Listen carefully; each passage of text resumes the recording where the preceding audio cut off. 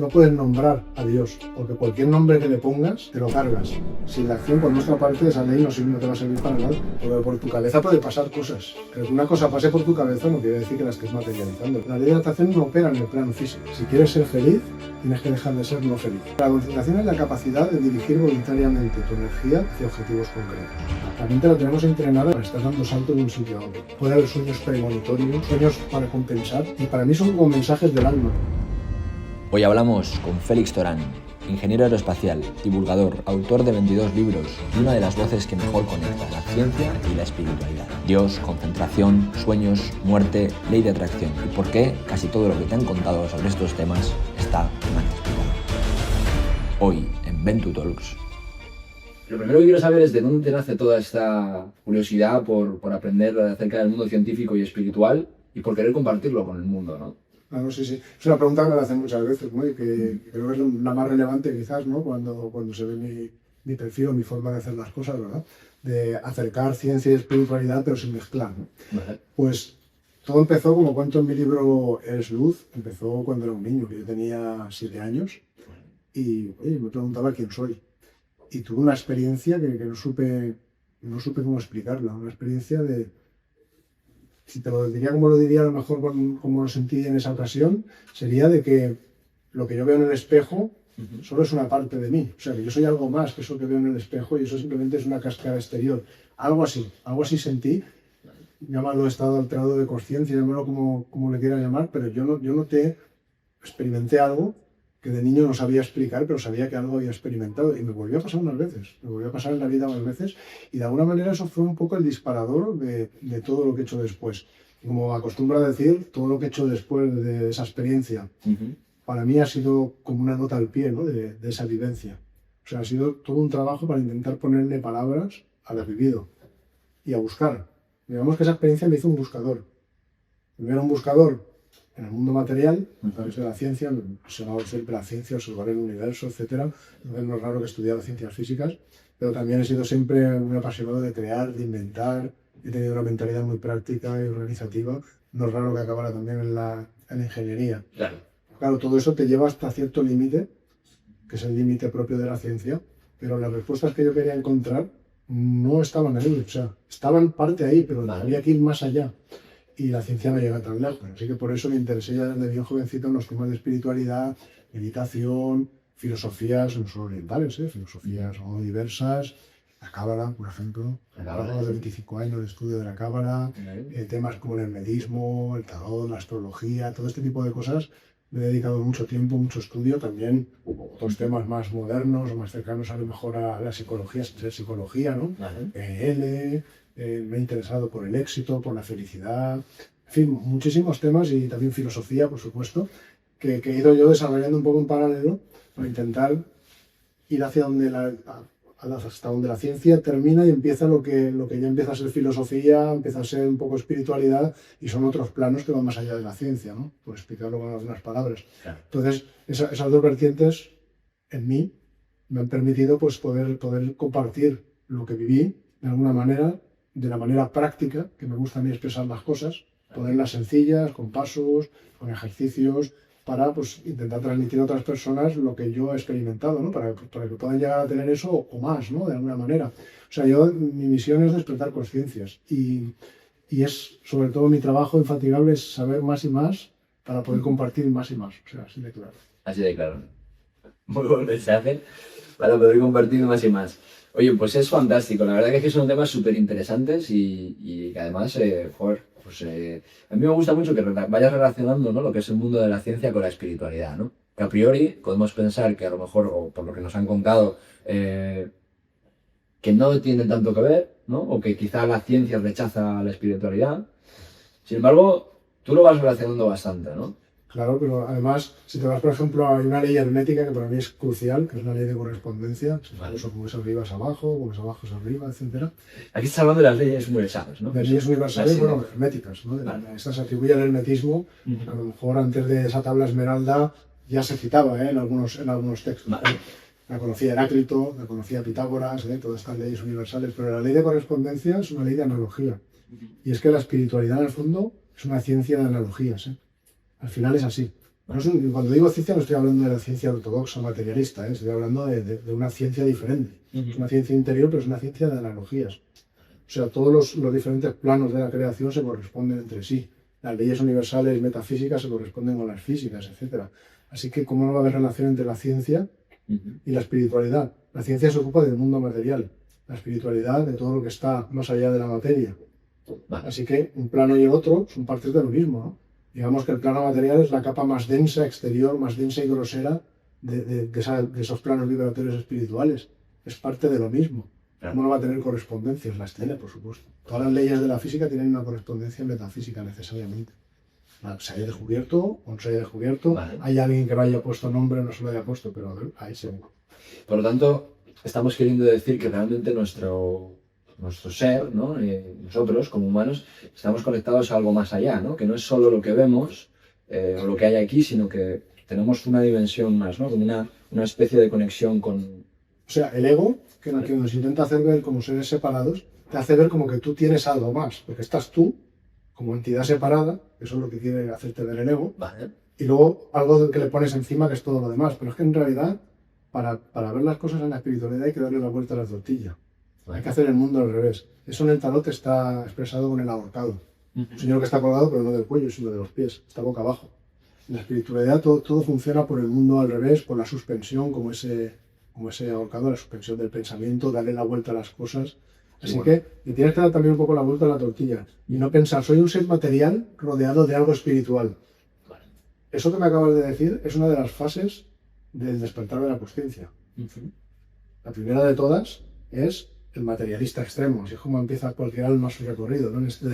Quiero decir, es la persona que se cree un ser material, vive una vida material desde la cuna a la tumba, se acabó, a vivir que son 4 días, voy a aprovechar todo lo que pueda, eso es mucho. Eso es el materialismo más extremo, ¿no? Y después ya se acabó todo. Pero luego, en una encarnación o en otra, lo siento, pero yo te voy a hablar de la reencarnación cada cual. Sí, no, yo soy creyente, ¿eh? Bueno, pues en un ciclo de vida o en otro, de alguna manera se va a llegar a dar un despertar. Algo va a pasar, un chispazo va a ocurrir que te va a hacer ver lo que acabas de decirme. Es decir, yo soy un ser físico, sí, pero tiene que haber algo más. Yo siento que hay algo más. No sé qué nombre tiene, no sé lo que es. Pero tú sabes que hay algo más. O sea, eres un ser material viviendo una experiencia espiritual.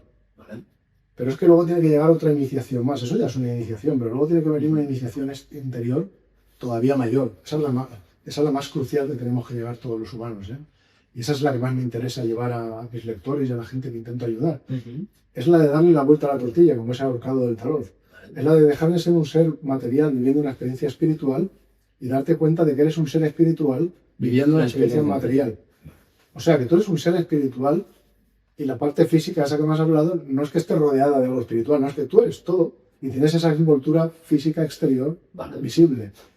Y a eso es a lo que yo llegué de pequeño, que no sabía ponerle palabras y he ido viendo las respuestas en todas partes. Por ejemplo, el tarot me parece una forma maravillosa de explicar estas cosas. Yo cuando doy explicaciones espirituales estoy viendo arcanos, estoy viendo senderos del árbol de la vida, de la cábala, que también tienen relación, por supuesto, porque al final tienes que usar símbolos. El símbolo viene del griego símbolen, era aquella medallita que se ponía en la antigua Grecia, era como un corazón partido en dos, ¿no? Y llevabas una parte a otra persona, son dos partes de una misma cosa, ¿no? Cuando los juntas, reúnes el todo. Pues el símbolo, en el desarrollo espiritual, es lo que te permite volver a reconciliar la parte separada que te crees, material, con todo lo que falta, con la parte espiritual. Digamos que une las dos piezas. El símbolo es una puerta que te conecta con algo superior, que no puedes explicar con palabras. Y es ahí cuando se reúnen esas dos partes y vuelves a ser el todo que eres en realidad, ¿no? Por eso expresar las cosas refiriéndome al tarot tiene sentido. Porque ahí, si tú meditas en esos arcanos, vas a poder ver lo que te acabo de decir y un millón de cosas más.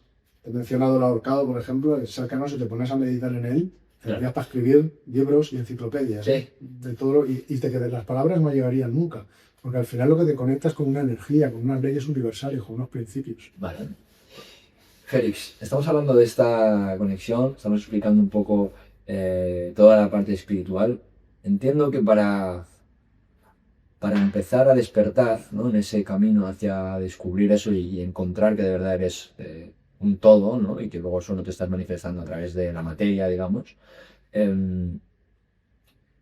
entiendo que es muy importante la concentración. Sí. El foco, la atención, ¿no? ¿Cómo funciona la concentración y cómo puede influirte en tu vida para el desarrollo de la misma, ¿no? Pues hay mucho que decir ahí, porque la concentración yo diría que es la facultad más importante de todo el desenvolvimiento espiritual. De hecho, la mayoría de senderos empiezan por ahí, en la práctica meditativa, Vale. por prácticas concentrativas, y muchos se basan exclusivamente en la concentración. O sea, la concentración es la capacidad de dirigir voluntariamente tu energía hacia objetivos concretos. Pones donde tú pones tu atención, ahí pones tu energía. Okay. Si tú eres capaz de llevar tu atención a algo y dejarla ahí, entonces le estás dando tu energía constantemente a ese algo. Lo estás energizando. Vale. Entonces, si quieres un ejemplo práctico, ¿no? Yo digo algo, pero no solamente te estoy diciendo algo externo, también puede ser algo interior. Por ejemplo, tú llevas tu energía, tu atención hacia un chakra, como se hace en el yoga, Vale. y le vas a dar tu energía, lo vas a despertar. ¿Cómo se despiertan los chakras? Con concentración. Tú quieres visualizar para una imagen mental, sostenerla, darle energía y grabarla a la subconsciencia universal para que empiece el proceso de manifestación. Necesitas retenerla en la mente, necesitas concentración. Para visualizar creativamente hace falta concentración e imaginación. Vale. Bueno, un ejemplo más extenso de la vida. Todo el mundo quiere tener éxito. Cada uno lo define de una manera, ¿eh? Los ingenieros sabemos que el éxito se define respecto a un criterio de éxito, ¿eh? Vale. En tu criterio y el mío pueden ser diferentes. Sí, Y para ti el éxito puede ser una cosa, para mí puede ser otra. Pero allá donde tú pones la mayor parte de tu energía es donde principalmente va tu vida. Hacia allá se dirige, ¿no? Entonces, si como pasan a la mayoría de seres humanos que nos encontramos cada día, tú ves que la gente pone energía por aquí, por allá, por aquí, por allá, dispersa en 1000 cosas, pues ¿a dónde va tu vida? A 1000 sitios y a ninguno. Claro. Eso nos han advertido los sabios de todos los tiempos, ¿eh? Los estoicos, la época de Platón, la época de Heráclito, todos sabían esto, la importancia de la concentración. La cuestión es, si tú en lugar de tener 20.000 cosas dispersas por ahí, eliges unas cuantas, que son las que de verdad importan para ti, y le das principalmente tu energía a esas cosas, tu vida irá principalmente hacia esas cosas. Entonces dirás que tienes éxito. Vale. Todo parece que te lleva hacia el éxito, pero lo estás haciendo tú. O sea, la facultad que te va a dar el éxito es la facultad de poner tu energía en esas cosas concretas, principalmente. Para eso necesitas esa facultad y esa facultad se llama concentración. Lo que pasa es que hay que entrenarla. La concentración es como un gimnasio. Ahí te iba a ir. Porque claro, de la misma manera que si tú te concentras y diriges la energía hacia una parte, tu vida va a dirigirse hacia allá, ¿no? Pero por el contrario, si tú no tienes trabajada la concentración, yo me acuerdo que leía un libro que se llama El poder de la hora, que hablaba mucho del diálogo interior, ¿no? Que te puede dominar el a ti, ¿no? Y que muchas veces pensamos que es algo normal, pero que las personas que más tienen la vocecita todo el rato ahí, pues les está dirigiendo su vida, ¿no? Entonces, puede ser, Félix, que si no tenemos bien trabajada la concentración, si no somos de alguna manera conscientes hacia dónde nos estamos dirigiendo, sea la propia conciencia o la propia cabeza la que nos dirija y nos lleve hacia algo que no es nuestro éxito. Más que nada, no que sea la cabeza, si es que básicamente tenemos la mente entrenada para estar dispersa. Va. Esto habla, es el libro que has mencionado y ese libro bebe del budismo y de otras corrientes antiguas, pero lo han sabido desde siempre. Esto no es una cosa solo de ahora con las redes sociales. Vale. Eso ha pasado en todas las épocas, de una manera o de otra. El problema de la mente dispersa. La mente la tenemos entrenada y hoy la tenemos sobreentrenada con ciertos estímulos para estar dando saltos de un sitio a otro. Vale. Si tú no haces nada, tu mente va a estar haciendo lo que le has enseñado a hacer. Claro. Va a estar dando saltos como un mono loco, ¿no? La vas a tener que domar de alguna forma. Vale. Bueno, pues la forma de domarla es con el entrenamiento de la concentración. Con el entrenamiento de la concentración aprendes a poner la mente en determinadas cosas, no digo todo el tiempo, pero mucho más tiempo que Vale. antes. Y conforme vas ganando en la batalla las distracciones se van rindiendo y va apareciendo el orden en la mente. Y la capacidad de dirigir tu energía hacia donde quieres dirigirla. Y eso lo cambia todo. Entre otras cosas, mira, vas a gestionar mejor tu tiempo y tu energía. Claro. ¿No? Porque claro, gestionar el tiempo tiene que ver con la concentración 100%. Donde pones tu atención, pones tu energía. Vale. Así que con la concentración tienes la capacidad de dirigir tu energía hacia cosas concretas, de no estar divagando y distrayendo y perdiendo tiempo con 1000 distracciones, sino estar en lo que estás. Vas a hacer más, lo vas a hacer mejor, en menos tiempo, vas a disfrutar más, te vas a cansar menos. ¿Y cómo podemos trabajar? Te iba a decir desarrollar, pero entiendo que todos venimos con una parte de concentración ya, ¿no? Bueno, no es que nos venimos completamente, salvo patologías, por supuesto, pero tú te fijas en un niño jugando y verás que un niño jugando es pura concentración. Claro. No he tenido tiempo todavía de desentrenarlo, Ok. pero luego pues, vamos creciendo y lo vamos desentrenando de mil maneras, ¿no? Y bueno, cuando la concentración está desentrenada, lo que hay que hacer no es crear una condición nueva que se llama concentración. Lo que hay que hacer es entrenarse para recuperar algo que ya teníamos. Es como la felicidad. La felicidad no es una condición nueva que hay que crear. Claro. La felicidad ya la llevas dentro. Por eso, en un artículo, en una entrevista que me hicieron en La Vanguardia, en La Contra, lo titularon con una frase que dije. Y dije, si quieres ser feliz, tienes que dejar de ser no feliz. Vale. Me parece una tontería y tal. Bueno, si lo ves una tontería, es que lo miras desde el ego. Pero si lo miras desde el alma, te darás cuenta de que no es ninguna tontería. La felicidad no es nada nuevo que haya que crear. Lo único que tú puedes crear es no felicidad. O sea, lo único que haces es alejarte de esa felicidad que ya llevas dentro. ¿Quieres felicidad? Pues elimina todo lo que te va separando y te irás volviendo a acercar a lo que te corresponde por derecho propio, ¿no? Lo que eres en esencia. Qué bueno. ¿Y cómo eliminas eso que es la no felicidad? Pues mira, la concentración forma parte de la ecuación. Porque para poder tratar todo lo que son resistencias mentales, así le podemos llamar, ¿verdad? Todo lo que te desvía del buen camino mentalmente, todo lo que te distrae hacia el reino de los ladrones de tiempo, hacia el reino de hacer daño a los demás, hacia el reino del ego, etc. Todo lo que te lleva hacia ahí son resistencias mentales. Es con lo que tienes que luchar dentro, ¿no? Y hacer fricción para entrenarte y hacer el músculo de la concentración cada vez más fuerte, ¿no?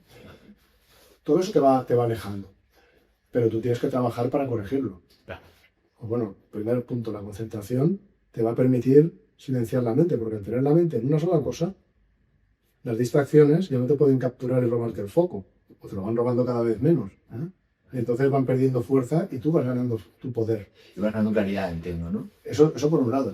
Pero por otro, por mucha claridad que ganes, te darás cuenta de que todavía hay resistencias interiores ahí que vienen del subconsciente y que van brotando y que las puedes llegar a captar. Pero para poder llegar a captarlas necesitas tener una supercámara mental, ¿no? De altísima resolución, capaz de verlo todo tal y como es, sin manipularlo, sin interferir, sin juzgar.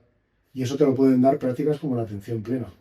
Por eso en el noble sendero octuple del budismo, además de la parte moral y demás, está, por supuesto, la concentración y está también, entre otras cosas, incluida la atención plena, son necesarias. La concentración es como un láser que te permite llevar la energía y actuar de forma muy precisa, hacer las cosas bien, y la atención plena te permite ver con claridad.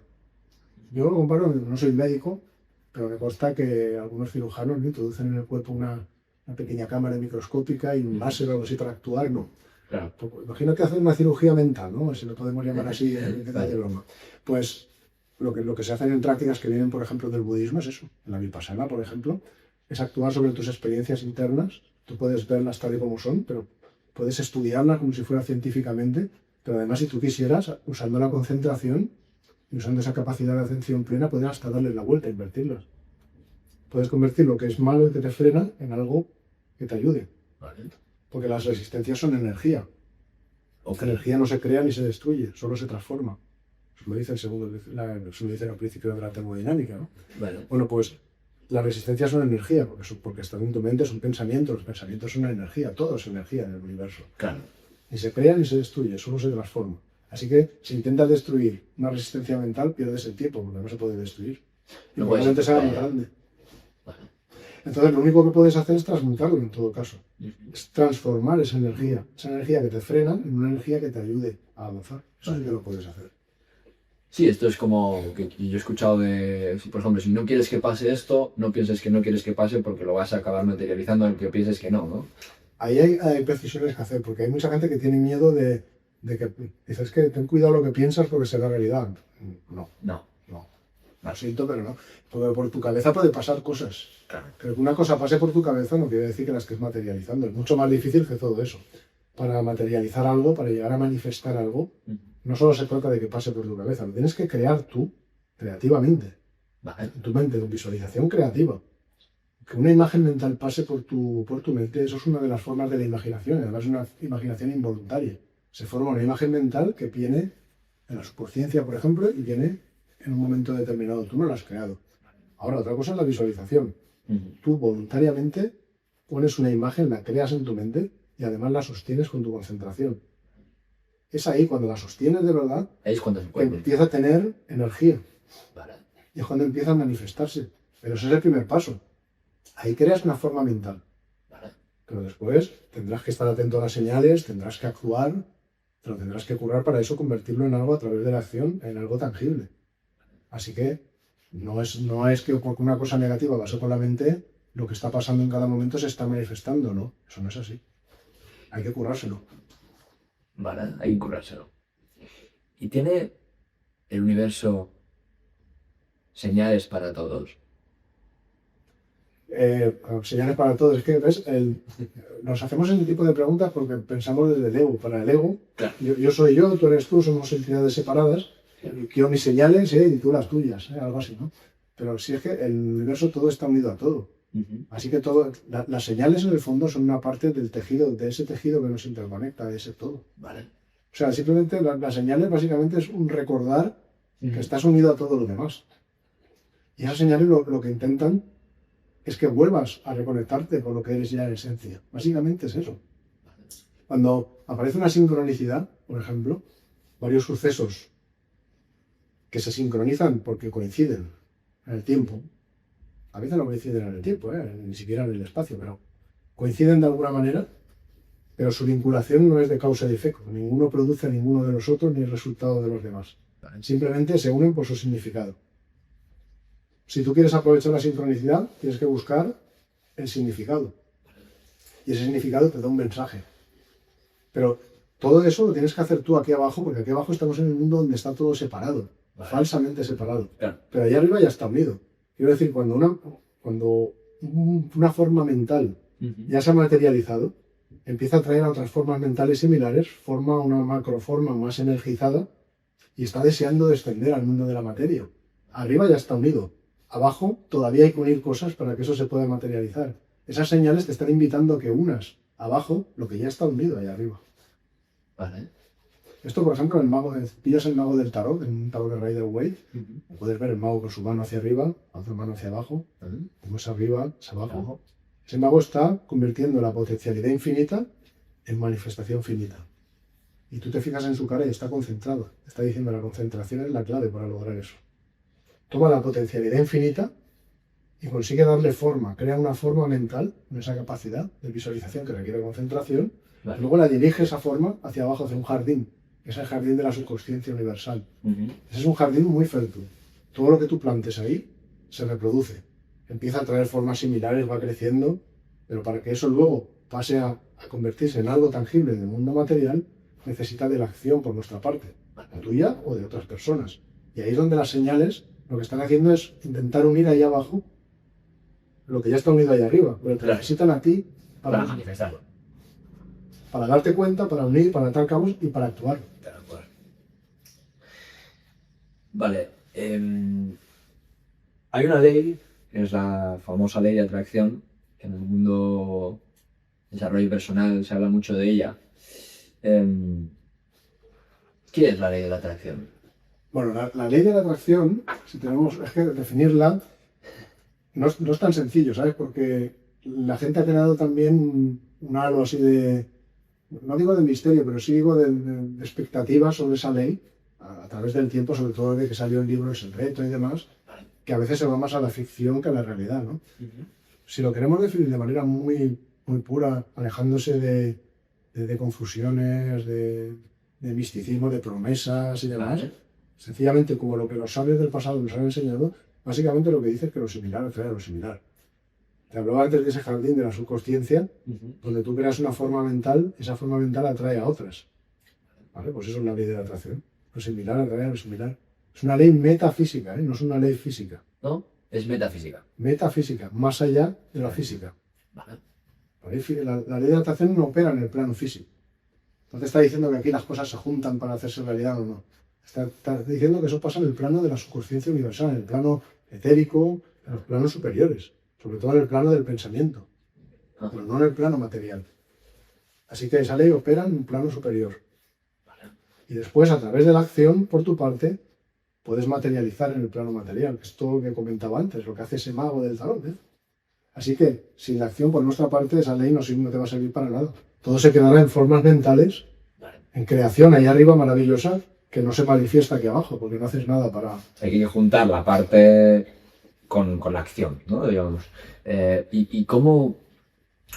Entonces, si yo quiero atraer algo a través de esta ley de atracción en mi vida, ¿cómo harías un paso a paso, de manera práctica, cómo lo aplicarías en tu vida para tratar de atraerlo, ¿no?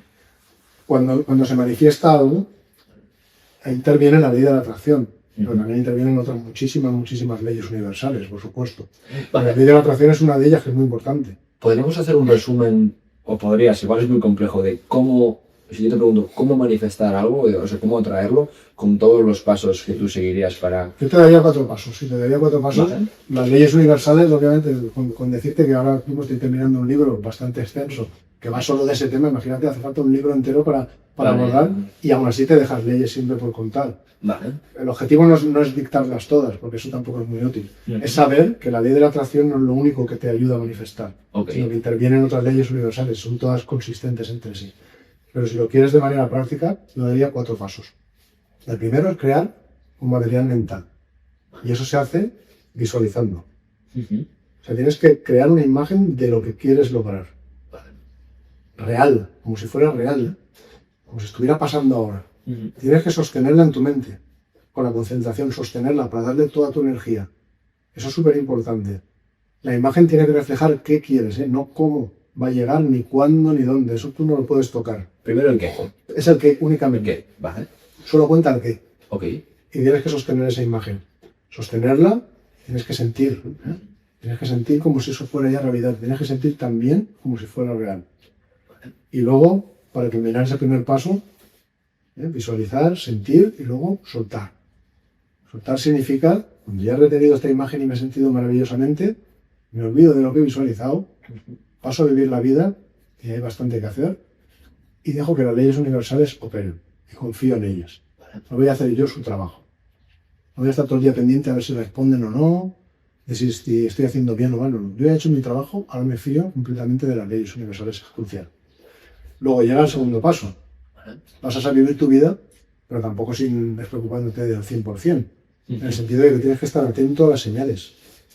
Esas señales que decíamos antes. Vendrán intuiciones, vendrán sincronicidades, vendrán sueños, vendrán frases intuitivas de vez en cuando.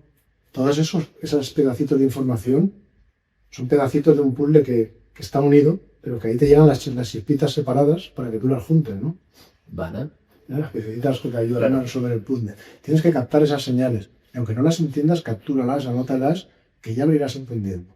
Es un proceso de investigación, pero eso te está diciendo algo a ti. A ti solo, Nadie lo puede interpretar por ti. Pero tú tienes que llegar a entender qué es lo que te dice. Así que ese es el paso número 2. Son pasos en paralelo, Vale. Luego, tercer paso, entrar en acción. Ok. Porque, lo he dicho, si tú lo dejas todo en el plano mental, crearás formas mentales, pero aquí en el plano material no crearás nada. Así que hay que actuar y no esperar a que haya señales para actuar. Hay que ser proactivo. Hay que actuar y que lleguen luego las señales. Que las señales te pillen en marcha. Ok. Muy importante. Y luego, bueno, ahí puedes incluir muchas cosas. Ahí puedes incluir las afirmaciones positivas también, pueden ayudar en ese proceso, ¿verdad? Porque las afirmaciones no son la ley de la atracción y te garantizan nada, pero ayudan a programar la mente correctamente. Después puedes usar tableros de visión, dibujar o representar tu deseo, en papel o en ordenador y demás. Eso es muy poderoso. Escribir afirmaciones. Yo en mis libros también incluso he puesto ejercicios de escribir tu biografía por anticipado o escribir un artículo periodístico, ¿no? de tu deseo ya hecho realidad, como lo haría un periodista, ¿no? Y son cosas que ayudan mucho a ordenar para que todo se vaya poniendo en su sitio y entres en acción adecuadamente. Y después ya viene el paso 4, que lo hemos tocado un poquito en la entrevista, que es el tema de las resistencias mentales. Vale. O sea, muy bien, tú avanzas, pones el acelerador, pero si tienes el freno pisado, el coche no se mueve, es soltar el freno. Eso es liberarte un poco de las resistencias. Para poder hacerlo, pues tienes que hacer ese trabajo que te decía de invertir resistencias. Y ahí, entrenar la concentración, entrenar la atención plena, son herramientas cruciales. O sea, concentración y atención plena son clave y fundamentales para poder desbloquear todo esto, ¿no? La concentración te va a silenciar la mente, va a hacer que las resistencias se apacigüen, pero la atención plena te va a permitir ser consciente de ellas y poder hacer algo para invertirlas. ¿Y esas resistencias son de alguna manera nuestras creencias limitantes que tenemos dentro metidas, ¿no? Quiero saber si son esta parte lo que nos resiste o no necesariamente. Y a partir de ahí, cuando hemos identificado nuestras resistencias, ¿cómo podemos cultivar, digamos, una mentalidad de abundancia, ¿no? Bueno, las resistencias son muchos tipos, y las creencias limitantes son una de las más fuertes que hay. Ok. Porque claro, creencias tenemos que tener todos, porque nadie sabemos todo. En algún punto tienes que tomar hipótesis razonables, pero creas una especie de círculo, ¿no? Donde dices, esto es la verdad, lo que está dentro. Claro. La creencia no te deja salir de la circunferencia. Cuando llegas ahí, suena la valla eléctrica y te mete para adentro. Eso es lo que pasa en la creencia. Vale. Entonces, las creencias las tenemos todos. Lo importante, no se trata de quitar creencias. Se trata de que las que tengas te ayudan a avanzar hacia donde quieres avanzar y no te frenen. Cuando te frenan son limitantes. Claro. Es eso, ¿eh? Y claro, cambiar una creencia requiere un proceso pues, que tienes que sustituirla por una que vaya en la dirección que tú quieres, como con todas las resistencias. Pero bueno, luego ya, para generar una mentalidad de abundancia, tú no tienes de nuevo que crear nada nuevo. Porque la abundancia es algo natural en el universo. Tú ya eres abundancia dentro. O sea, ya lo eres. Ya lo eres. Vale. Dentro eres un reino de abundancia. El alma es perfecta. ¿Sabes? Está rodeada de una carga, de una mochila kármica que la hace imperfecta. Pero eso es la mochila. El alma en sí es perfecta, está en contacto con el mundo espiritual que es perfecto, donde todo es abundancia, donde estás en contacto con todo. No hay nada que necesites tener, no hay nada que necesitar, de hecho. Claro. Pero claro, estamos separados de ese estado natural que nos pertenece por... Realmente es un estado más natural que tenemos, pero vivimos separados de él. Claro. Entonces la mentalidad de abundancia, bueno, puedes hacerlo de muchas formas, sí, hacer tus afirmaciones, practicar meditación, practicar oración, ¿por qué no? Practicar la atención plena, otras técnicas, todo eso ayuda en el sendero espiritual. Vale. Pero al final, lo que estás haciendo no es crear abundancia, sino es liberarte de lo que te separa de ella. Así que ese camino de retorno a la unidad, de retorno a tu centro, es un camino de retorno a la abundancia infinita, ¿vale? Y en esas prácticas espirituales, que has mencionado la oración y la meditación, ¿no? Dentro de ellas y la visualización, claro, entonces, no es lo mismo meditar que visualizar. O yo puedo visualizar también a través de la meditación. Ahí, perdón. No, tranquilo. Ahí es un punto muy importante, el que has mencionado, porque prácticas, y lo digo siempre, prácticas interiores, Vale. de trabajo interior, hay no cientos, miles. Gracias. Y después de 30 años estudiando estos temas, te puedo decir mi conclusión personal, ¿eh? Y es que son muy diferentes, pero hay muchas que se parecen muchísimo. Y se parecen tanto que las diferencias son microscópicas. Así que es muy fácil que tú creas que estás haciendo una práctica y en realidad estás haciendo otra. Por ejemplo, hay gente que dice, mindfulness se practica, pues cuando viene un pensamiento, imaginas que hay una burbuja que lo rodea y luego ¡pum!, se va. Vale, eso está muy bien. Eso es una práctica muy recomendable. Claro. Pero no es puramente una práctica de mindfulness. En esa práctica hay algo de mindfulness. Pero también hay un montón de visualizaciones. Vale. Estás visualizando esas burbujas, estás visualizando tal, y además tienes una cierta tendencia a tomar el control en lugar de estar esperando a que las cosas lleguen. Ese equilibrio no es tan fácil, ¿eh? Lleva su arte. Entonces ahí tienes visualización, la visualización implica imaginación, implica concentración mucha, tienes una componente muy grande y luego tienes una cierta componente de mindfulness, siempre que apliques lo que significa el mindfulness. Observar, sin interferir, sin juzgar, a propósito y en el momento presente. Vale. Esa es la componente de mindfulness. Ahora, una práctica de mindfulness pura y dura sería como lo que practicaba o que introdujo Jon Kabat-Zinn, ¿eh? Que debemos ese término de mindfulness. Observar experiencias en el presente, sin juzgar ni intervenir de ninguna manera, con total curiosidad y a propósito. Yo lo comparo con ir a ver una película al cine, ¿no? Como si tus pensamientos, por ejemplo, tus experiencias interiores fueran una película. Tú vas al cine a ver la segunda parte de una saga que te apasiona y tú quieres dejarte sorprender, tú no quieres spoilearte a ti mismo, no quieres leer ningún comentario, quieres dejarte sorprender, ¿no? Y tú vas ahí, tienes una curiosidad tremenda, no quieres tú cambiar el guión, quieres que el guión te sorprenda. Y la película empieza y tú estás ahí, sabes que tú eres el espectador, sabes que lo que hay en la pantalla es la película, sabes que tú estás observando y estás con una curiosidad tremenda sin intentar anticipar lo que viene luego, pero queriendo saberlo. con esa curiosidad. Claro. Pues eso es mindfulness. Pero, por ejemplo, en el momento en el que tú te metes en la piel de una protagonista o en la historia, eso ya no es mindfulness. Ahí ya te metes en la contemplación, por ejemplo. Tienes un contemplativo, ¿ves? Las diferencias son minúsculas, minúsculas. O sea, el mindfulness se basa en la dualidad. Sujeto, objeto. Es un proceso de observación, de prestar atención. Por eso lo puedes llevar al día a día. No es un proceso místico de fusión con la unidad y demás. Te puede acercar hacia esa iluminación mística, pero no te la va a dar directamente. Vale. La concentración igual. La concentración es un proceso que te puede llevar a un proceso de absorción, pero ahí ya entrarías en otra etapa. Ahí entrarías en una etapa no dual, que ya no es la concentración propiamente dicha. Es una etapa en la que la concentración se ha ido convirtiendo en otras cosas más elevadas. Para saber muchísimo más sobre eso, que es muy complejo, hay que leer, por ejemplo, libros como los de Patanjali. Los Yoga Sutras de Patanjali. Pues ahí puedes aprender de épocas antiguas, antiguos psicólogos, antes de que existiera la psicología. Porque todo esto viene de muchos años de estudio y muchos años de la tradición de la noche de los tiempos, ¿no? Y lo han conocido, todo esto lo han conocido los sabios del pasado, ¿eh?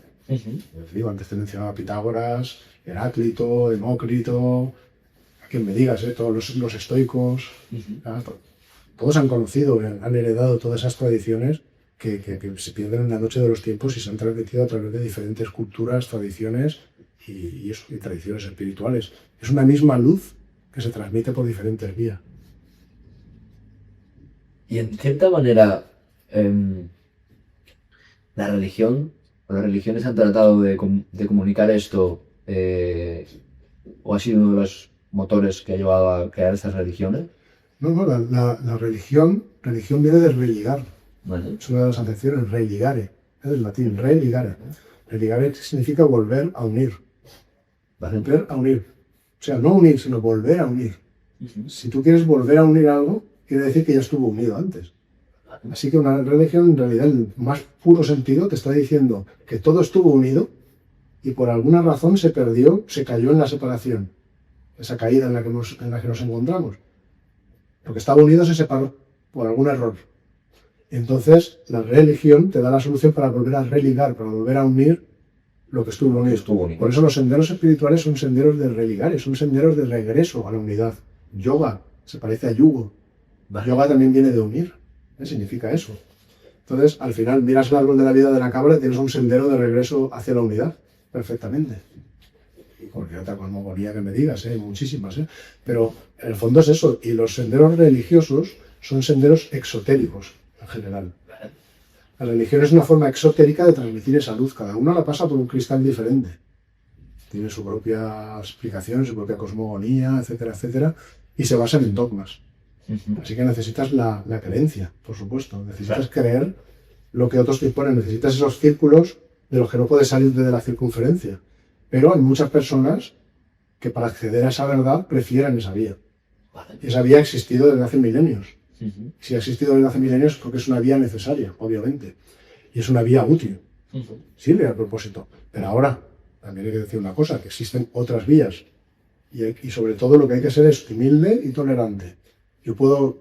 Alguien puede decidir seguir una vía religiosa, pero no por eso significa que su vía sea la única buena y que las demás no existen, son malas, dicen la verdad, no. Hay que ser humilde, es decir, puedo seguir cualquier vía, pero ninguna vía es perfecta y además existen otras de las que puedo aprender cosas, porque al final la luz es una, la verdad es una y se transmite a través de diferentes vías, de diferentes senderos y todos tienen algo que aportar. Es mucho mejor, para mí, por lo menos, aprender de todos los senderos, y es lo que he intentado hacer, estudiar unos, estudiar otros y ver que efectivamente hablan de lo mismo, ¿no? Pero también hay quien prefiere seguir un solo sendero, o religioso, o de otro tipo, o filosófico, iniciático, místico, esotérico, y es absolutamente respetable, porque son diferentes formas de transmitir la misma verdad. Una persona que le gusta hacerse preguntas y no quiere aceptar ciegamente lo que le dice un tercero, por un dogma, es tan respetable como el que quiere aceptar un dogma. Pero el sendero que tiene que seguir es diferente. Tiene que seguir un sendero ocultista, esotérico, místico, iniciático, filosófico, etc. Surgen muchísimas dudas. Según vas contando cosas, van abriendo frentes y estoy siguiéndolo por muchísimas dudas. Es que es complejo. Sí. Es complejo. claro, en todo esto entiendo que una de las partes en las que tú crees, o una parte de estas maneras, ¿no? Es Dios. Claro. Entonces, ¿crees en Dios? ¿Por qué crees en Dios? Bueno, mencionas a Dios. Fíjate que la aproximación a Dios Vale. se puede aproximar de muchas formas. Una es a través de la creencia. Ok. ¿Vale? Yo, en mi vida, a través de la creencia, poco tiempo he gastado en creer lo que otros me han dicho. Pero es una vía que siempre he respetado.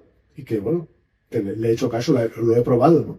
Pero nunca me ha convencido desde que era pequeño, porque no es la vía mía. La mía es la vía de descubrir las cosas por mí mismo, ¿no? Vale. Entonces, tú te puedes aproximar a Dios a través de la creencia, pero esa no es la única forma. Y el que te diga eso, pues te está tomando el pelo. O se engaña a sí mismo, porque hay otras vías. No solamente está la vía de creer lo que te dice un dogma, lo que te dicen terceros, y que además despreciar otras corrientes y tal, porque no son morales. Eso no es así. Eso no es lo que nos han enseñado las religiones, en absoluto. Así que una vía, la vía religiosa, es tan respetable como cualquier otra y tan necesaria como cualquier otra.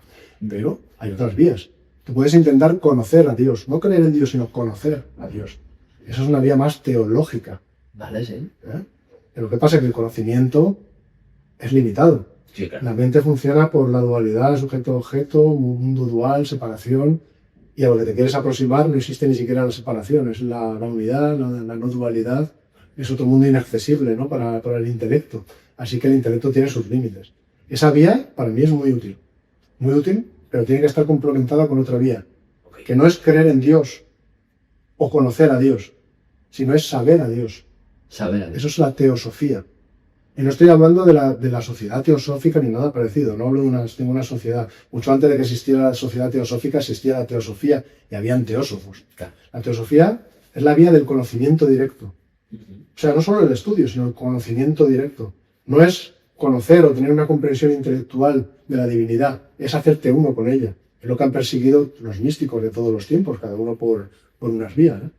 De esa Santa Teresa de Ávila, Yo soy de Ávila. la Cruz. Por ejemplo, pues ellos fueron místicos que llegaron a esa experiencia mística. Sí, La fusión, esa experiencia se puede llevar de muchas formas. Claro. Hay quien dice, voy a buscar fusionarme con Dios, pero atención, también está la vía que la Iglesia consideraba negativa, en el sentido de que no voy a buscar fusionarme con Dios, eso es demasiado pedir, sino que voy a convertirme en un receptáculo capaz de que Dios sea en mí, ¿no? Capaz de recibirlo. O sea, tengo que convertirme en una nada infinita, en una absoluta nada, para que el todo pueda entrar en mí. Fíjate qué difícil de explicar es esto. Sí. Qué buena visión, la verdad. No me esperaba esta respuesta así, la verdad. Muy buena. Claro, es que el infinito... Mira, hay una vía que se llama apostática o apostafática, no me acuerdo ahora de la palabra cuál es. La introdujo Dionisio la Locajita. Le llaman también el pseudo Dionisio. Okay. Aparece mencionado en la Biblia. Y hay un escrito sobre las jerarquías celestiales, los ángeles, arcángeles, todas estas jerarquías, que se lo debemos a él. Y no se sabía muy bien si era verdaderamente ese Dionisio que aparecía en la Biblia o no, así que se le llamó el pseudo Dionisio después, ¿no? Y bueno, pues él seguía una vía, creo que es apofática o algo así, Vale. perdonáis, luego lo corriges porque no me recuerdo muy bien la palabra, la verdad es un poco complicada, pero es la vía negativa. Okay. Lo que viene a decir es, tú no puedes conocer a Dios con las palabras, tú no puedes nombrar a Dios, porque cualquier nombre que le pongas, te lo cargas. Los nombres se paran. Esto es un micrófono. En el momento que digo que esto es un micrófono, ya está el micrófono y el no micrófono, todo lo que no es un micrófono, ya has creado una separación. Vale. Cada vez que tú pones un nombre a algo, separas. Así que si tú le pones un nombre a Dios, estás haciendo una separación en algo que no tiene separaciones, que lo es todo. ¿Cómo vas a separar el infinito en partes?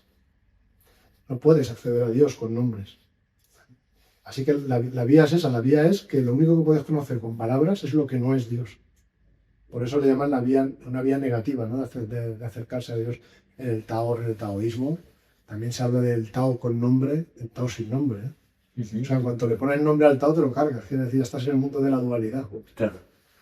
Ese todo, esa totalidad, esa infinitud, deja de ser infinita, ya tiene partes.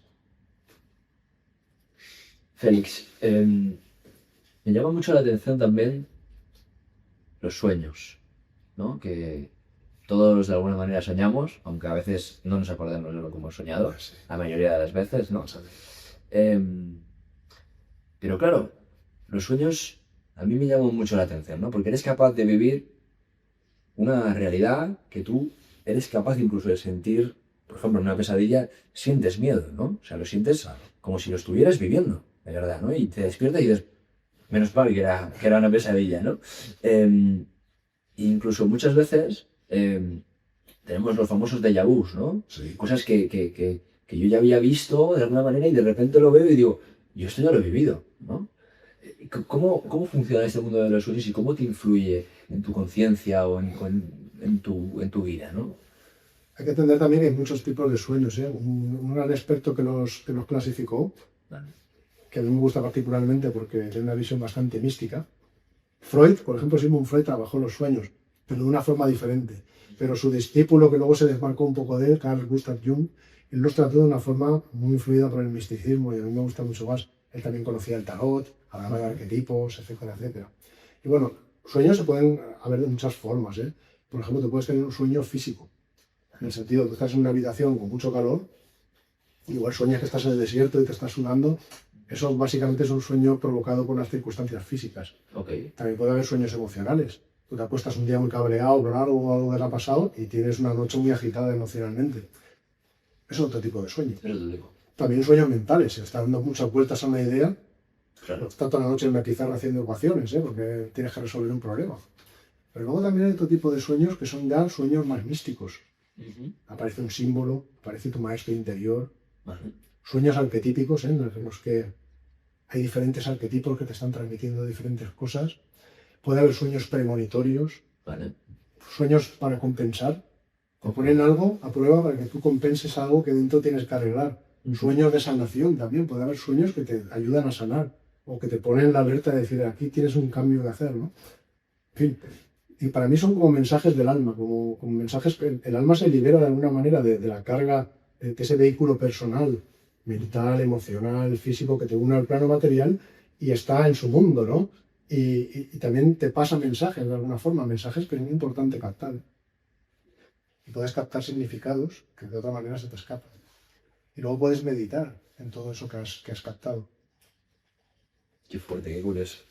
El mundo de los sueños. Había gente que se dedicaba realmente a soñar, y a dar consejo a los que tomaban grandes decisiones y demás, en el pasado, desde la antigüedad.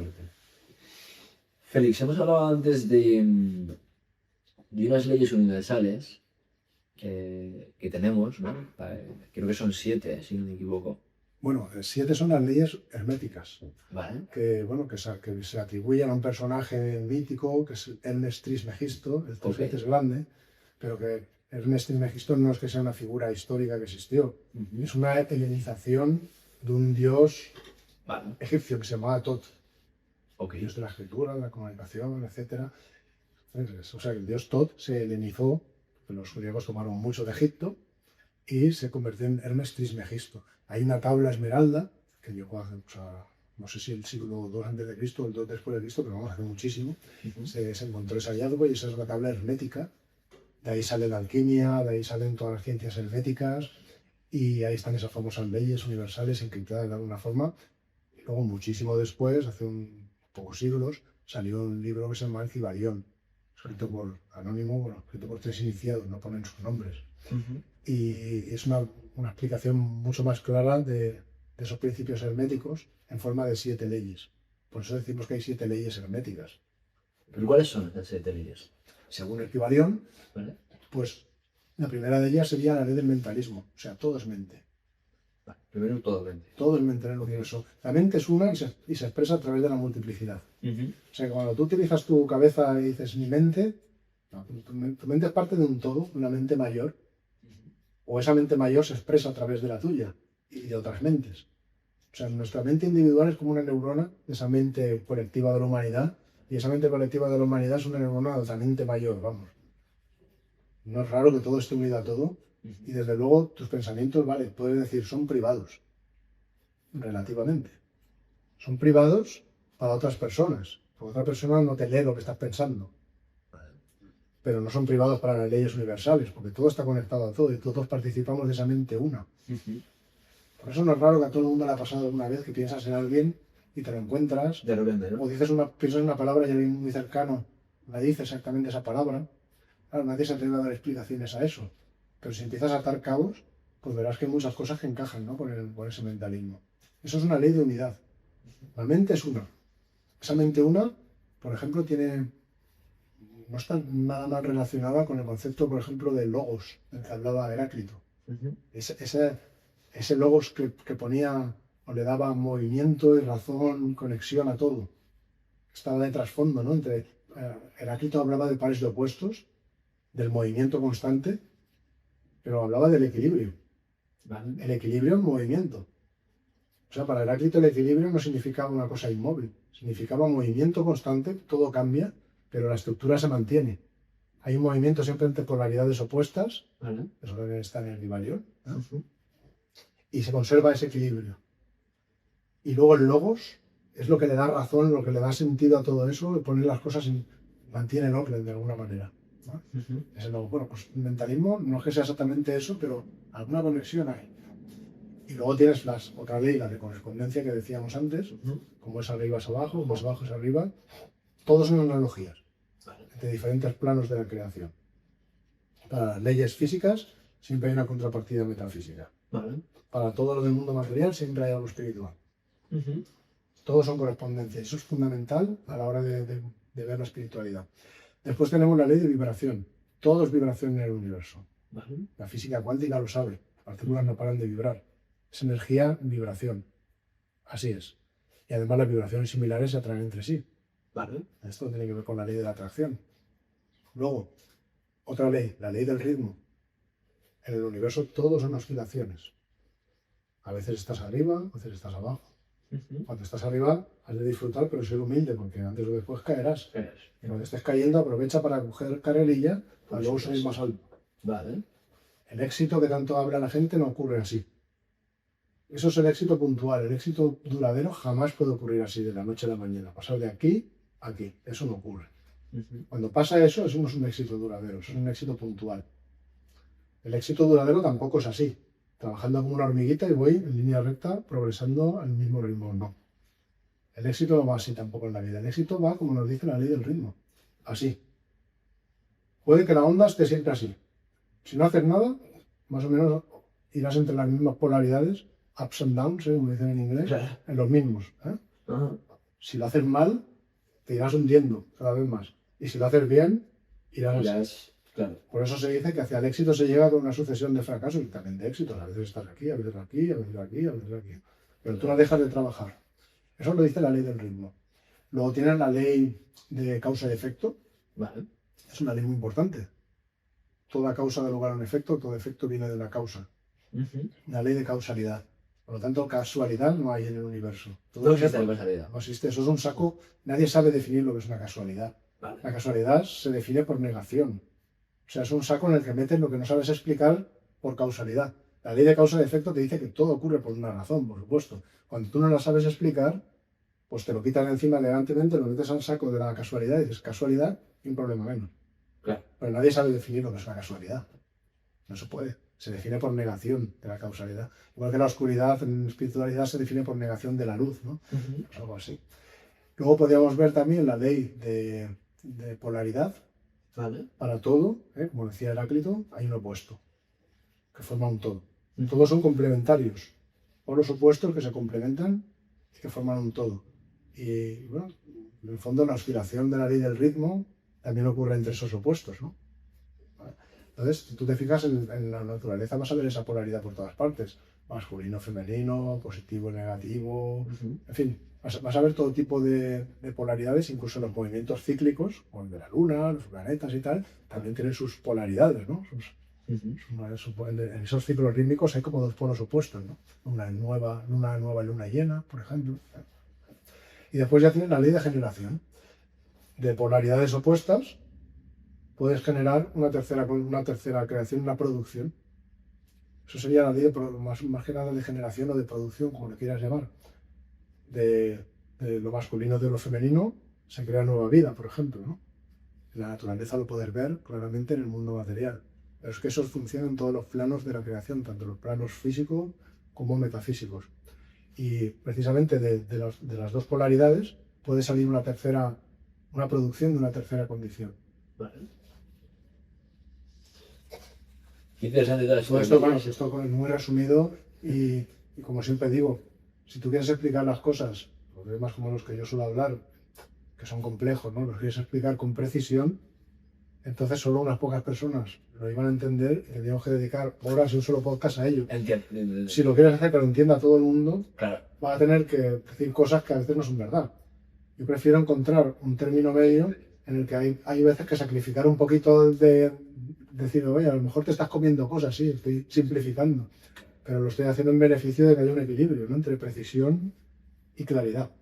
Totalmente. Si tengo que escribir un libro sobre eso, ya te pondré todo Ahí en detalles. precisas, claro. Efectivamente, sí, pero al final en la divulgación es que también ese es el mérito, ¿no? El conseguir llevar cosas muy complejas como las que tú estudias y como las que conoces digamos, para que casi cualquier persona la pueda entender, ¿no? Yo lo hago porque, claro, yo tengo una larga trayectoria en la parte espiritual, soy 30 años estudiando todos esos temas y viviéndolos, y también los mismos años en la parte científica. Entonces, al conocer bien las dos partes, las dos polaridades, puedo intentar establecer ese equilibrio, esa tercera condición equilibrante, ¿no? Pero si yo no supiera de ciencia, no hablaría de ciencia. Si no supiera de espiritualidad, no hablaría de espiritualidad, evidentemente. Claro. Félix, vamos a suponer que tengo un problema en mi vida, ¿no? Tengo algo que me está robando la energía, que me está haciendo preocuparme mucho, que es un problema, ¿no? En tu vida, ¿no? Un problema. ¿Cómo puedo, a través de estas prácticas del alma y de la conciencia,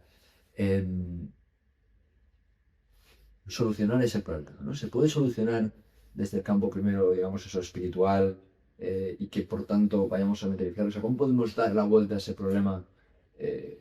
Vale, bueno, una cosa muy importante, lo primero es partir de quitar falsas creencias. Vale. O sea, partir de la base de que pensar que existe alguna práctica espiritual, que por hacerla los problemas desaparecen o se solucionan sin intervención, es perder el tiempo. Claro. Eso es perder el tiempo y alejarte totalmente de la espiritualidad, de hecho. Y además no vas a solucionar el problema. O sea, para solucionar un problema lo primero que tienes que tener es responsabilidad. Nadie te lo tiene que resolver. ¿Vale? Si alguien te ayuda, genial. Y recibirás ayudas, por supuesto, en el camino. Pero la responsabilidad la tienes que asumir tú. Tú mismo. Vale. Estás tú solo ante ti mismo y ante el todo. Tienes tú que resolver el problema. Llegarán las ayudas que tengan que llegar, pero eres tú quien va a pilotar el avión entre esas turbulencias. Es así. Tienes que tomar el control. Vale. ¿Cómo tomar bien el control? La concentración. La concentración te puede llevar a ese espacio de paz interior, donde la mente no se está desviando hacia el terreno del ego y donde empiezas a ver con mucha claridad. En ese espacio de claridad todos los problemas del mundo desaparecen. Y ahí puedes empezar a pensar de verdad.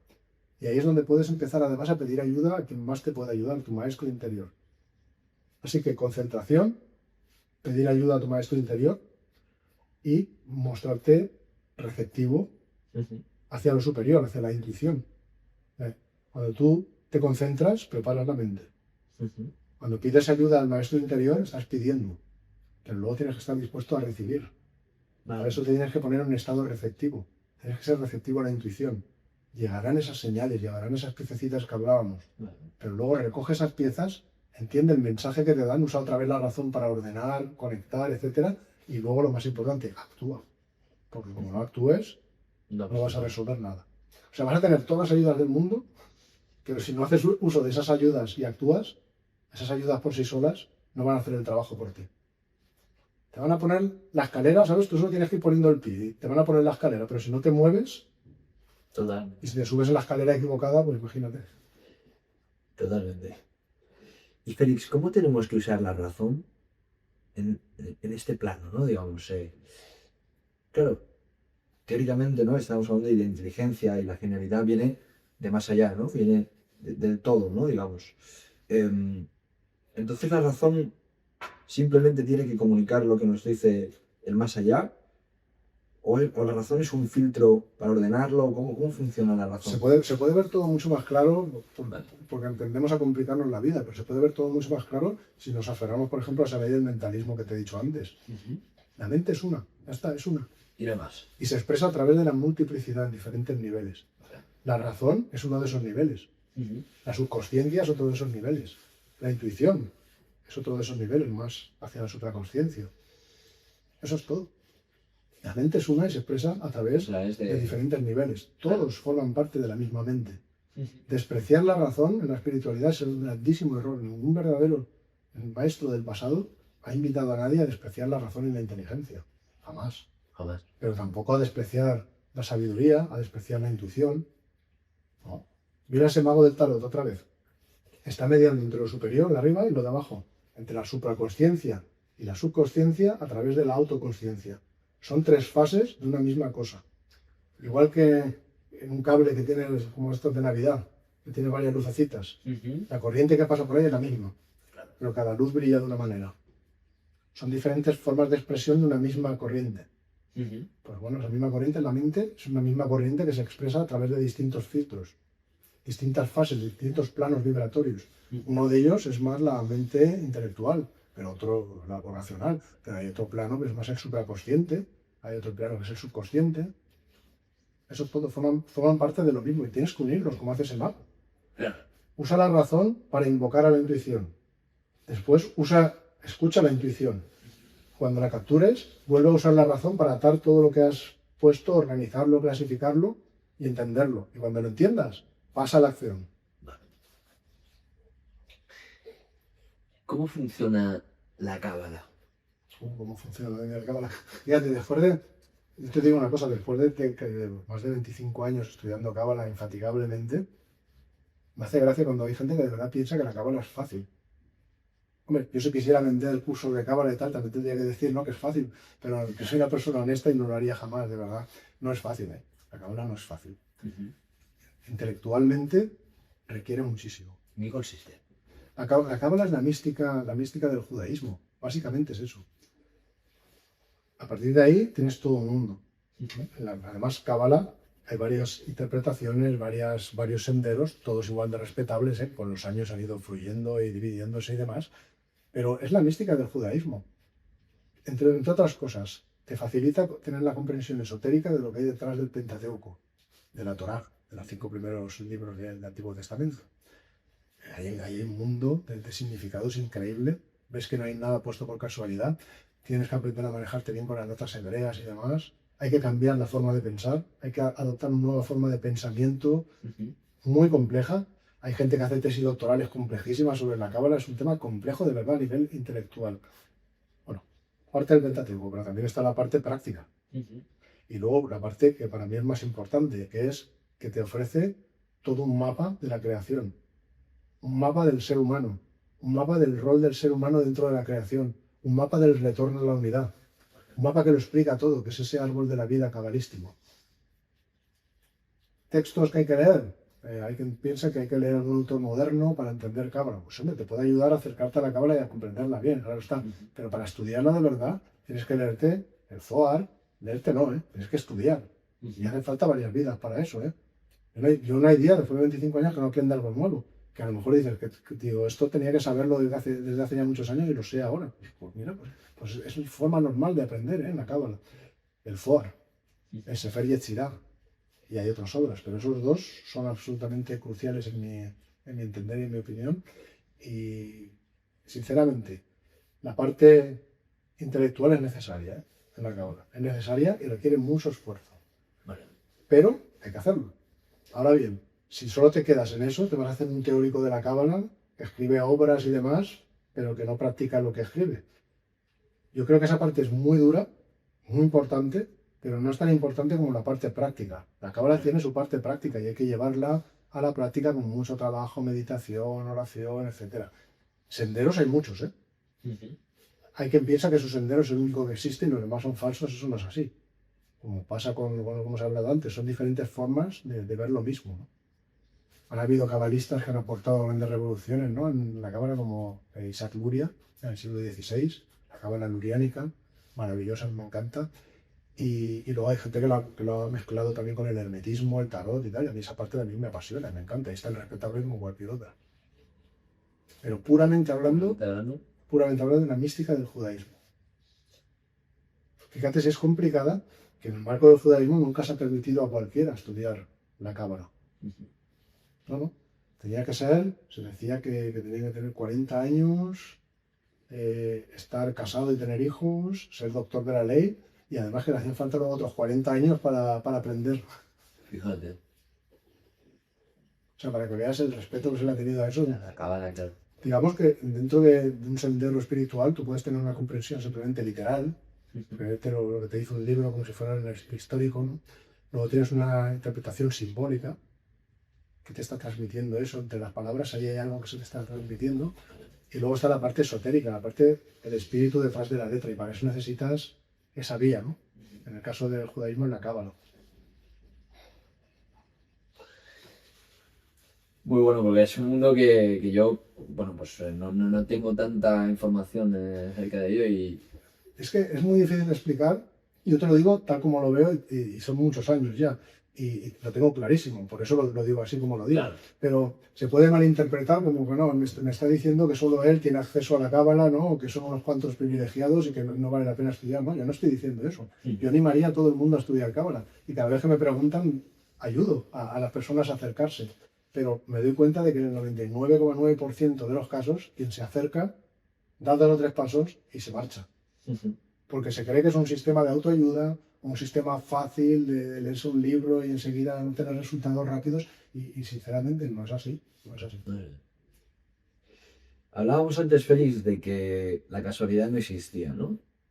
Que todo, o sea, que la casualidad es una excusa para meterlo ahí y olvidarnos de eso, ¿no? Entonces, de alguna manera quiere decir que nosotros ya ha pasado todo, ¿no? O sea, es decir, tu vida ya está escrita y tú de alguna manera estás siguiendo un camino, pero ya está definido cómo va a ser. ¿O eres tú el responsable de ir siguiendo como una especie de camino, pero ser tú el que define si va hacia tu potencial, digamos, o no? Eso depende de la cosmogonía y del sendero que sigas, porque hay senderos en los que se toma como doctrina que todo está escrito ya. Vale. Entonces, todo depende, o en unos grados o en otros. Ahí nos meteríamos en temas muy complejos, ¿eh? Pero desde luego, el gran número de senderos que se pierden en la noche de los tiempos no piensan así. Y desde luego, si tú quieres integrar en la ecuación el karma y la reencarnación, necesariamente tienes que integrar el libre albedrío. Necesariamente. Es un triángulo inseparable. El libre albedrío te lleva a generar karma. Cuando tú usas tu libre albedrío para hacer caso al ego, negativo. Cuando haces caso al alma, positivo. Ok. Eso te obliga a compensar esa carga kármica que estás creando, ¿no? Tú haces daño a otras personas, eso volverá a ti de alguna manera. Tendrás que compensar esas pruebas, ¿no? Por lo tanto, una vida se queda muy corta. Por todo lo que tenemos que compensar la humanidad en su conjunto y individualmente, imagínate, ¿no? Así que de la cuna a la tumba no hay tiempo. Así que tiene necesariamente que haber una fase luego de, como decir, de postprocesado de todo eso, ¿no? Como habla un ingeniero, y después volver a otro periodo de trabajo en contacto con el mundo de la forma. Entonces, necesariamente, si hay libre albedrío, el destino no está escrito, porque no es tú. Ahora bien, si dividimos triádicamente al ser humano, hay algunas corrientes que dividen entre providencia, voluntad y destino. Vale. Por ejemplo, así lo hacía el místico Claude de Saint-Martin del siglo XVIII, del iluminismo. La providencia está en el reino de la supraconsciencia. La voluntad está entre la subconsciencia y la autoconsciencia. Es la autoconsciencia que está entre la subconsciencia y la supraconsciencia. Y luego está el reino subconsciente de la naturaleza con sus leyes.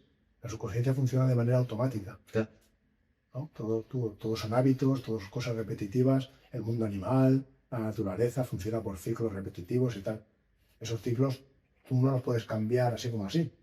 Puedes intervenir creando nuevas causas que interfieran con esos ciclos y los alteren de alguna manera y demás, pero están ahí, no los has creado tú. Claro. Eso no lo has creado tú. Entonces, con esa parte vas a vivir en contacto, porque estás con los pies en el suelo. Pero también tienes la cabeza en el cielo, lo sepas o no. Estás en contacto con esa providencia.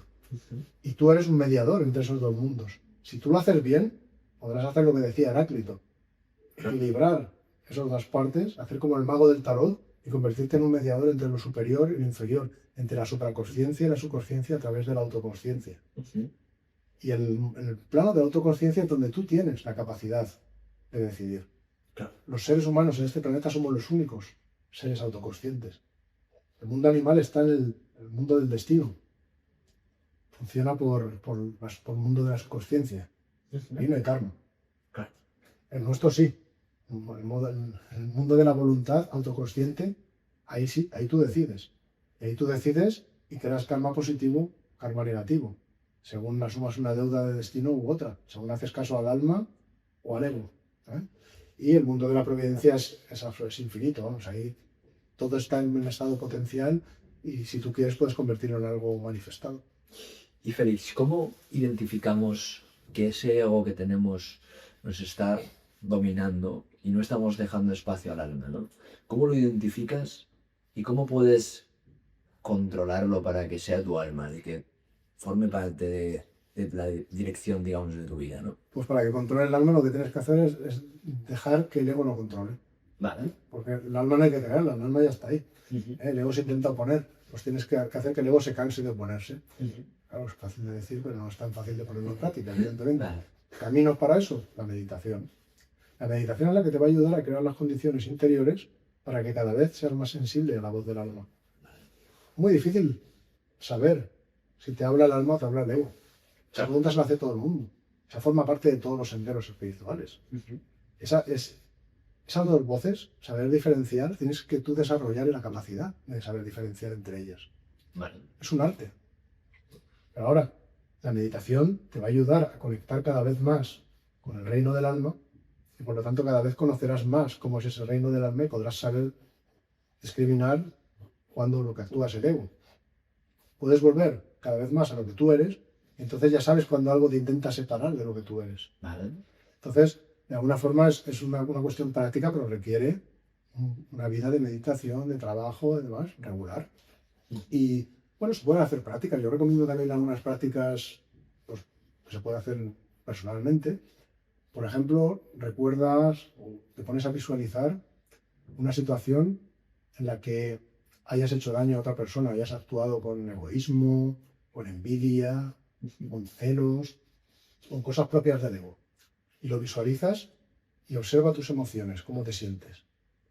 Y luego otro día, o dejas un tiempo y lo visualizas después, una situación en la que hayas funcionado desde el corazón. Generosidad, amor, disfrutar de dar, pasar tiempo con otra persona y simplemente disfrutar de ese momento, con las cosas más bonitas que salen del alma, ¿no?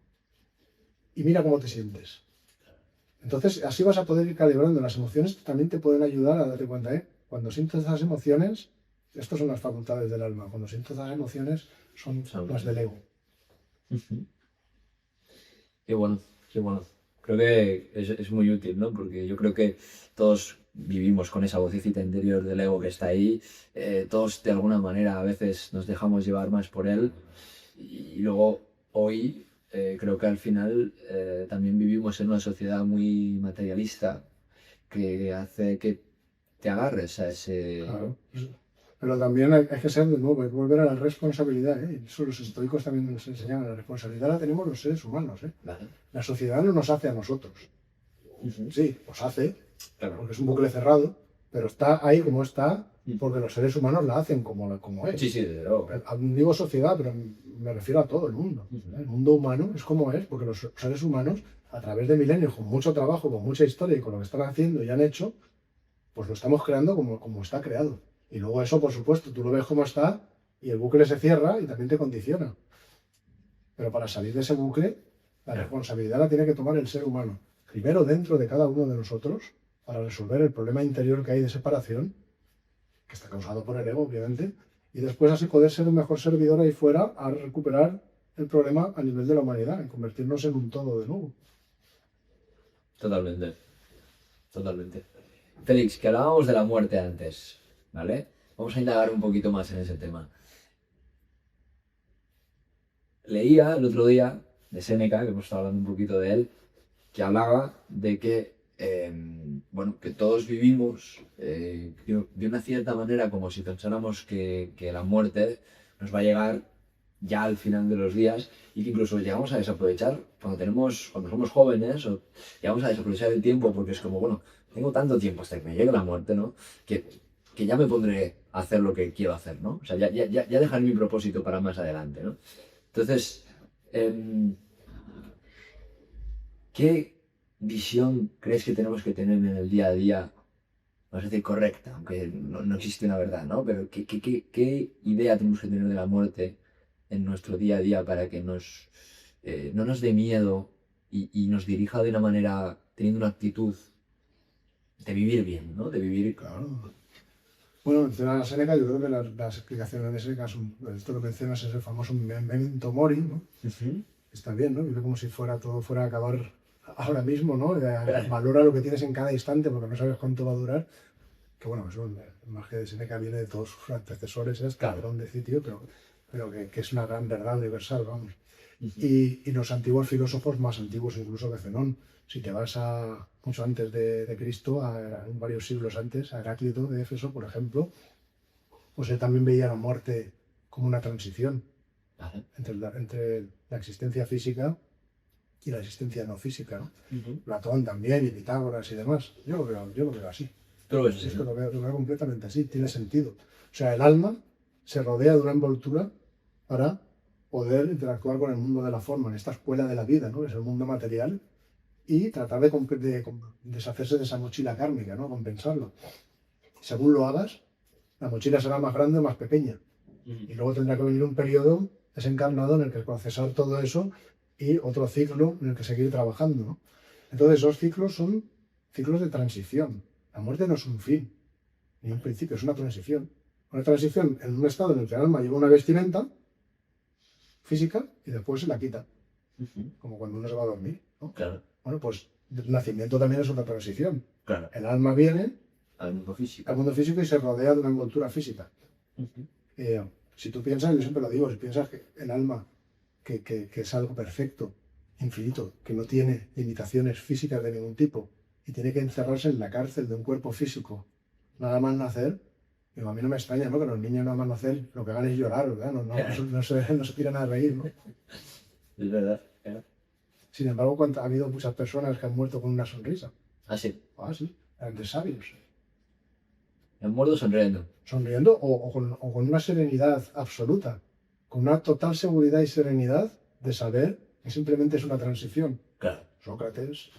Bueno, Sócrates, vital, porque leí hace poco el libro de Apología de Sócrates, que es un juicio. Ah, bueno, si quieres aprender sobre todas esas cosas, Vale. puedes leer sobre todo a Platón. Platón habló sobre los últimos días de Sócrates, con qué naturalidad y además y con qué fidelidad, coherencia entre lo que enseñó y lo que vivió. Porque podía no haber muerto, podía no haber tomado la cicuta, pero él prefirió tomar la cicuta y morir con dignidad y con coherencia entre lo que ha enseñado y lo que él es. Y además con la total serenidad de saber que luego viene lo que viene. Te recomiendo leer, por ejemplo, el Fedón de El Fedón, vale. Me lo leeré. Seguro que ahora estoy en una etapa muy, muy filosófica y muy introspectiva, ¿no? Félix, ¿qué le dirías a una persona que dice, oye, todo este mundo de la ley de la atracción, del mundo de la manifestación, de tal, esto es humo, ¿no?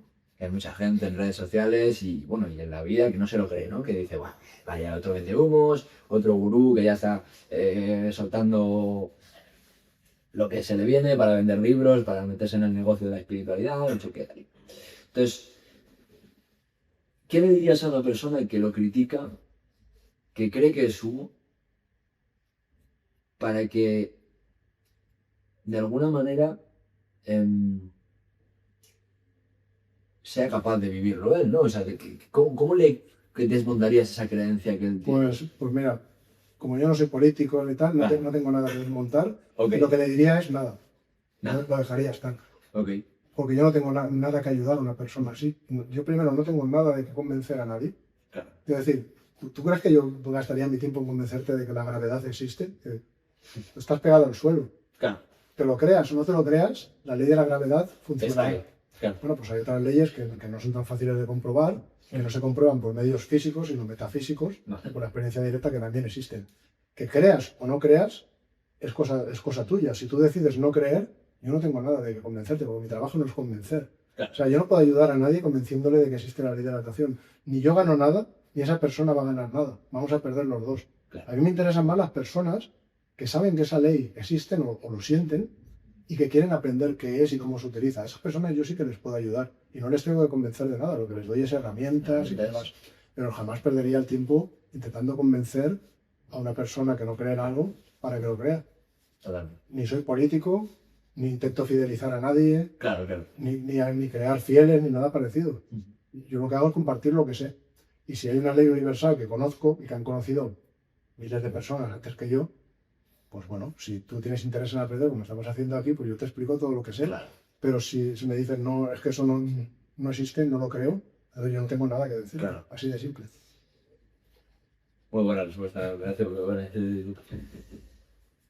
Vale, Félix, pues bueno, estamos llegando casi al final. Estamos hablando de temas muy interesantes y me está gustando mucho porque me va a hacer, o sea, me está despertando ideas para investigar y leer mucho más. Por tanto, es fenomenal. Félix,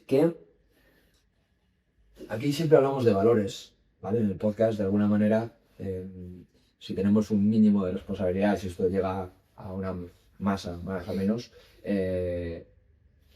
intentamos que de alguna manera pues, traer a personas que sois expertas, pero sobre todo personas que tenéis valores, ¿no? Creo que Félix, escuchándote, se te ve que tienes una serenidad y una tranquilidad para transmitir y querer ayudar, muy buena. Entonces, siempre hago una pregunta que es, ¿qué valores crees que deberíamos preservar en la sociedad que quizá hoy en día no se tienen tanto o tú crees que son muy importantes para que como sociedad y como personas evolucionemos, ¿no? Vale, bien, yo destacaría la humildad, ¿Vale? la transparencia, Humildad, transparencia, la sinceridad, sinceridad. honestidad. Ujú. Y luego la consistencia y la coherencia. Hay mucho inconsistente y mucho incoherente que nos encontramos cada día. Gente que dice unas cosas y hace otras, gente que piensa unas cosas, dice y hace otras, Vale. gente que ayer dijo una cosa y hoy dice lo contrario. Para mí es fundamental la consistencia, la coherencia y sobre todo la humildad y la transparencia y la sinceridad. Ujú. Ese es el tipo de gente que a mí me gusta. La gente que a mí no me gusta es la gente hipócrita, por ejemplo. No, para mí, bueno, es una forma de mentira, ¿no? La hipocresía, ¿no? Hay mucho hipócrita también en este mundo todavía. Y no quiere decir que todo el mundo sea hipócrita, pero aún queda mucho hipócrita. Y hay que limpiar un poquito, ¿no? Eso. Y eso no quiere decir que hay que hacer una batalla contra los hipócritas. No, esa no es la vía. La vía es intentar ayudar con herramientas a que cada vez haya más gente pues, que tenga más de los valores positivos y menos de los valores que contrarrestan o que te frenan. Y poco a poco eso hará la limpieza por sí sola. Porque no es que unos tienen que ayudar o corregir a otros. Somos todos parte de la misma humanidad. Nos tenemos que corregir juntos. No se puede hacer todo en conjunto, porque no estamos unidos. Claro. Si no nos estamos revolucionando, no podemos hacerlo juntos. No se puede hacer yo a ti, como cosas separadas. Yo te corrijo a ti, ¿no? Claro. Ahí vienen los problemas del ego, de quién corrige a quién y cómo corrige a quién y todo lo que sabemos que pasa, ¿no? Se trata de intento corregirme a mí mismo e intento con el ejemplo transmitir a los demás para que también se vayan contagiando, ¿no? De esos valores y poco a poco la humanidad, todos nos ayudamos a todos y nos vamos ayudando juntos a mejorar. Qué bueno, Félix. Oye, Félix, pues he estado encantado de tenerte aquí. Gracias. La verdad que admiro mucho que hayas venido. Escuchándote en persona se reafirma Gracias. la admiración y de verdad me ha despertado muchas ideas y muchas cosas que voy a investigar y voy a leer. Bueno, creo que tengo bastante curiosidad y tal Sí. y me gusta indagarlo. ¿Qué tal ha estado la entrevista? ¿Bien? Genial, maravilloso. Tranquilo. Son unos temas maravillosos, apasionantes y muchas cuestiones que a lo mejor en otras entrevistas, en otros podcasts, no he podido abordar. Pues siempre, en cada ocasión, ¿no? Pues aparecen nuevas oportunidades de tratar temas y bueno, los temas que yo trabajo son muy variados, Claro. muy amplios y dan para mucho. O sea que nunca te puedes aburrir. Totalmente. Félix, muchísimas gracias por venir al podcast, por apoyar el Gracias. proyecto y por confiar en mí, ¿vale? Gracias.